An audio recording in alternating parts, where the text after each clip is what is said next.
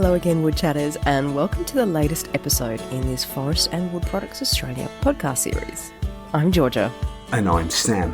And today we're going to be taking a deep dive into the evolution of the National Centre for Timber Durability and Design Life, an important FWPA-supported research initiative and partnership between industry, academia and government. The centre was established back in 2017, and since then, from its base at the University of the Sunshine Coast, has worked to place Australia at the forefront of international best practice and underpin customer confidence in the performance of timber products. If this all sounds a bit familiar, that's probably because this isn't the first WoodChat episode to focus on the operations of the centre. So before we press play on this episode, let's hit the rewind button by 4 years. Way back in 2018, we sat down with Professor Jeff Morrell to talk about his recent appointment as director of the newly established centre and what he hoped it would achieve for the industry. You can hear more about those early days of this initiative by scrolling back to episode 3 in the WoodChat feed and checking out the full interview with Jeff recorded at that time. And fast forward again by 4 years, 2022 saw a midterm review of the centre conducted by FWPA board members, which resulted in the extension of its activities for a further 5 years and with the potential for 3 more. The review found the centre has made great inroads in working with industry to ensure Australia has access to the world's leading research and best practice, while building strong links between industry, academia and customers. That's right. The review panel concluded that the centre had successfully completed its establishment phase through the development of a coherent research programme, employment of staff and initiation of significant activities. And so, once again, Sam sat down with Professor Morrell to touch base on the team's progress and discuss the centre's ongoing evolution.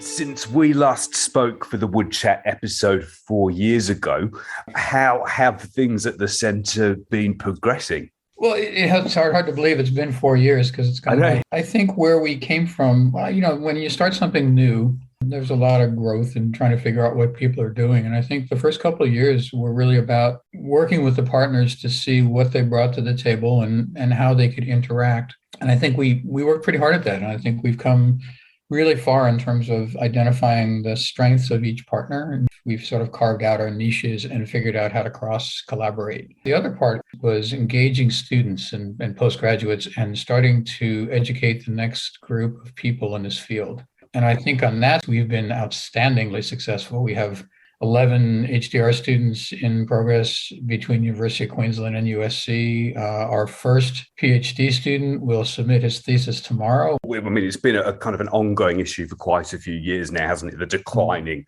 research capacity in this space in Australia. Whereabouts are we now on that journey, would you say? There has been a resurgence in timber interest in the country, and I think that's probably the most exciting part of what's happening. And it has a lot to do with strategic funding across the country. And so if you look at UTAS and UniSA, they both have NIFP funding, and that's allowed them to engage students.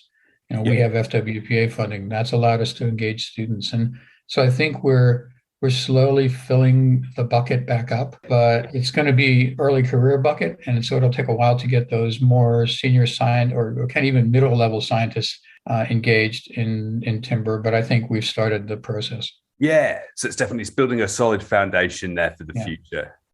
And that added interest in timber that you just mentioned before, what would you put that down to? Do you think that's more that people and industry and the sort of general community have more of an emphasis on sustainability? Do you think there's an improvement in the understanding of timber as a sustainable product? I think it's helped. I think it's created a little bit of buzz in some of the communities. I don't know that that's why we're seeing what we're seeing. I think the cycle has come around again, and I believe that industry and government have finally realized that they've supported the segment. And so now they're looking at it and saying, okay, we have to fix this problem. And I always find it interesting that this region is the number 2 timber user per capita in the world. And so I think people are now recognizing, well, this is important. The mass timber movement, I think, has helped that a lot. But I think people start recognizing they've sort of not paid attention to this area, and they need to. I just wondered about the other two audiences, I suppose, in terms of industry and timber customers. And I just kind of wanted to see how that side of things might be progressing. And that's part of what the next cycle is going to be about, is engaging better with industry, making sure that we outline to them what we're doing and why it's valuable to them, I think are probably critical right now. We started off getting out to industry and talking to them and engaging them just by visiting, which I think is helpful. The first time you want to engage somebody, you should go there. COVID sort of interceded in that movement. Yeah. And we're just getting back now to where we wanted to be. But we've also tried to engage timber producers and somewhat the users with workshops. And so last week, we actually hosted a statistical process control workshop for a mixture of composite and solid timber producers up at USC. And those kind of things help. I mean, and that's sort of middle level timber processors, but the idea is we engage them, we start to identify some of the problems we're having. So I think the other part of the engagement is going to become important will be that we, as part of the renewal from FWPA, will be establishing an advisory committee, which will consist of solid timber and composite producers, plus chemical suppliers and sort of the general user market, to kind of gauge their sense of what we're doing, but more just to make sure we're in the right direction and to help make sure we stay kind of true to what we say we're going to do, that we do things that really have no relevancy. And so with those events and workshops that are hosted for industry, do they serve a kind of a double purpose? So I suppose on one hand, would it be sharing information from research that has kind of been ongoing that would be useful for industry? And then on the other side of it, you get insights into what the industry's sort of main issues and concerns might be that future research could look to address? I think it's both of that, and it's also a little bit of waving the flag and showing people that we exist. And it's really easy to get lost. We're a big country; everybody's got their own agenda for things they need to solve, and getting a group away to kind of see what their issues are is important. So those are helpful. The other part of that is we need to start getting out again into the actual field and visit locations. A lot of what we have done came about because we were out someplace. For example, we're doing this large assessment of the softwood resource for its treatability. And the reason we came upon that was because we did a workshop in Mount Gambier. It turned out to be a great place to collaborate. And we would never have found that out if we hadn't been there. Are there any upcoming projects that you're particularly excited about? It's not something we talked about when we first started the center, but it's sort of emerged as a big issue, is the circular economy. The whole idea is that we have all this material, treated timber and composite material, that is being used now but enters the waste stream. And it becomes much more difficult to dispose of because people look at the chemicals and they just immediately say, oh, that's CCA, it's got to go to a hazardous waste site. And it becomes very costly. And we've been working with a consortium to sort of explore the volumes of material, the risks that are out there, the regulatory aspects across the country, to sort of come up with strategies for how to reuse these materials so they're not winding up in the landfill and we can either gain value or not have cost from them. We have about 10 industry cooperators involved with this, including one of the other peak bodies, Wine Australia. We are now progressing this through FWPA. It will be a project where the FWPA will match the other industry funding. It's actually driven by the users. The wine people came to us, who's keenly involved in this because of vineyard posts. They dispose of about 1 million vineyard posts a year, and it's a real problem. They're faced with this pressure from their growers who are saying, okay, how do I deal with these posts? What do I do with them? As mentioned by Jeff, as part of the centre's work, the team has orchestrated a range of stakeholder meetings around the country to discuss its operations, objectives, and projects, as well as to answer questions and identify pressing research priorities. These consultations have guided the initiation of more than 20 exciting research projects. Research overseen by the Centre to date has focused on everything from treated wood quality to fire impact, timber field performance, termite biology, moisture behaviour, coatings performance, and much, much more. One specific project that Jeff suggested we delve a bit further into is a partnership between the Centre and the University of Queensland, with fire science expert Dr. Felix Wisner at the helm. Georgia sat down with Dr. Wisner to discuss how he has used his skills to develop insights around smouldering and timber durability in bushfire-prone areas.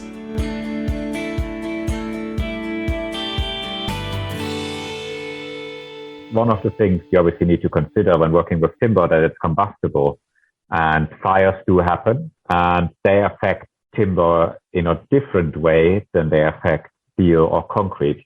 And my role within the Durability Centre is to address issues that arise for the design life of timber from exposure to fire. So, for example, one project we looked at is the use of what we call bushfire-resistant timber. So that means you can use them in certain bushfire attack level regions for construction. These sort of timbers delay ignition, and even if they ignite, the heat release rate was not considered enough to spread a fire along a building. So therefore, you're allowed to use them. The list of these bushfire-resisting timbers is quite limited. So we looked into different timber species from far north Queensland. We looked at different densities. We looked at extractives, different species, and we tried to find out what makes a species bushfire resistant. And what are the outcomes of that project? What sorts of insights did you gather? First, we looked at the standard that's required to be passed to classify a wood species as bushfire resisting. And then we subjected different species to the test requirements to try and meet that standard. And we found out that of all the species we tested, none of them actually passed that standard. Although there was one species, the Cooktown ironwood, even though that one didn't pass the specific test requirement, it took up to 20 minutes to actually ignite. And if you actually look in one of the codes, it says you can finish the test after 10 minutes. So the next step for us would be to recommend that species to be included in the list. Presumably that has all sorts of potential benefits for the Australian forestry industry, like providing confidence about compliance and safety to people working with timber in bushfire-prone areas? Exactly, yes. There's still a limit. So, for example, if you have a very severe bushfire, any sort of timber will be damaged and will contribute to the fire effect. And luckily in Australia, we have codes and standards and experience in trying to predict the exposure. But coming back to your question in terms of the need for this research and the outcome is, yes, you're right, that the idea is to give people more confidence and also to help those timber species to basically increase their value. Because at the moment, because the existing list of bushfire-resistant timber species is very limited, those species are in high demand. And by providing alternative species that can be used, we can spread the load of demand a bit, and we can help local economies, for example, in Northern Australia, to increase the value of their wood products because suddenly they can be used in areas where they couldn't be used before. And did I see that you've also done some work around the impact of certain wood treatments on fire durability? Yes, so we have another project that looks at the fire performance of durability treated timber. Basically in Australia, if you look in our cities and also in rural landscape, a lot of our utility poles consist of durability treated timber. Usually what we use is copper chrome arsenate, CCA. Basically the copper and the arsenate provide resistance against fungi and insect attack, and the chrome binds the chemical to the timber. What CCA does is it extends the lifetime of timber in the field. So if you can reduce the time span where you have to replace these pieces of infrastructure, you're saving resources. What happens with CCA treated timber is that if a fire passes through, it can be a relatively small fire, the timber will burn and char a bit, but it will not be damaged to the extent that it collapses or fails or it's not usable anymore. But then after the fire, we have the smoldering phase, and that will keep deteriorating the timber until it fails and turns to ash, and CCA really limits the threshold for when smoldering will occur. So we found out the higher the density, the less likely it is that you get smoldering. We also looked at how fast does the smoldering progress. The next step for us will be to look at the concentration, to look at different treatments, possibly different timber species.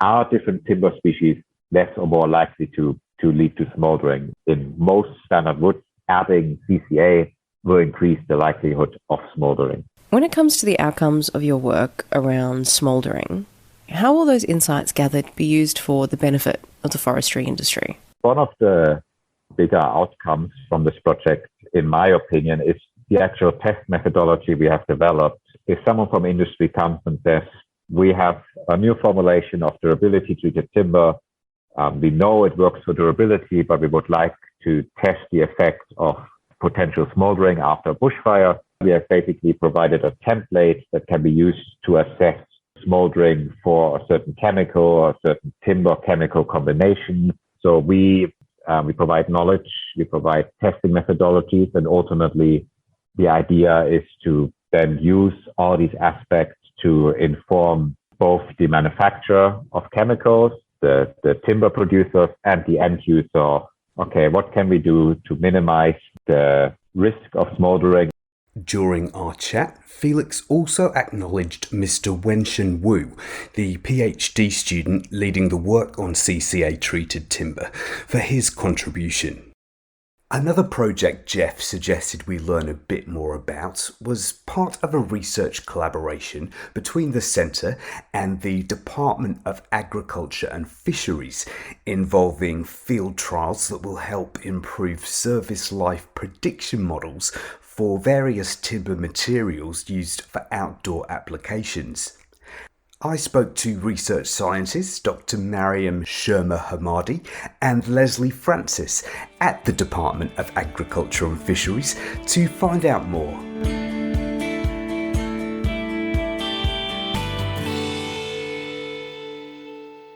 When this collaborative arrangement was initially set up, what were the research priorities that you were looking to address? In a nutshell, we're characterising timber durability performance, providing data for durability modelling, and working on service life prediction optimisation. The research conducted aimed to provide more reliable durability performance prediction for timber building products. This extensive timber durability field testing work that we've been hearing about out of the Centre, I wondered if you might be able just to give me a little bit of an overview as to what that project is all about.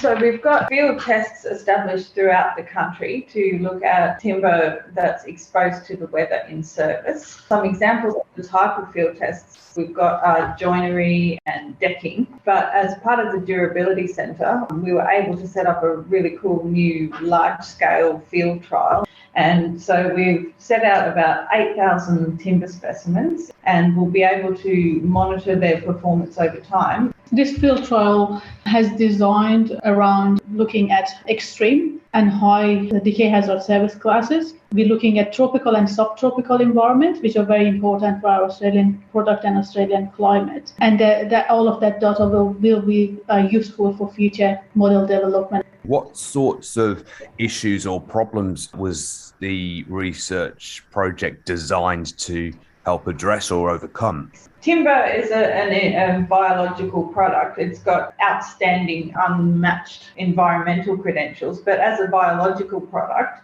it is subject to decay and insect attack if exposed to conditions conducive to that. Because moisture is the biggest risk factor in causing timber decay, we are also investigating properties of Australian timber species exposed to moisture conditions, especially during and post-construction. We are interested in the differences between the species as well as engineered wood products. So the trial includes a whole range of different products as well as range of products using different treatments. But some of the specifications are inclusion of modified wood, treated wood, engineered wood products, as well as the more traditional solid wood products that we have already included in the field trial. So it's a very good addition to our existing trials, answering some of those questions that new products and new treatments might create. Is that to then be able to give the end user more confidence in how those materials can be used? Absolutely. And the bigger picture of the trials and the data that we are collecting is to actually provide enough information or reliable information that builds confidence to use timber in building industry and gives the industry and also the end user the required information to make the choice of using timber. From a practical perspective, what has the work looked like so far? So we've got above ground and in ground tests. The tests are generally accelerated. The decay moves faster in the field test than it would in a protected deck or joinery or most timber in structures. But it gives us a realistic pattern of the way decay would progress. Fascinating stuff. It's clear the centre has already led some vital research projects and provided significant value to the Australian forest and wood products industry. Not to mention starting the vital process of rebuilding Australia's capacity in timber research. Absolutely. And with so much great stuff achieved in its first few years, it will be fascinating to see what the next cycle of the centre's life brings. It's definitely going to be one to watch. Well, that's just about it for another episode of WoodChat. We hope you'll join us again next time.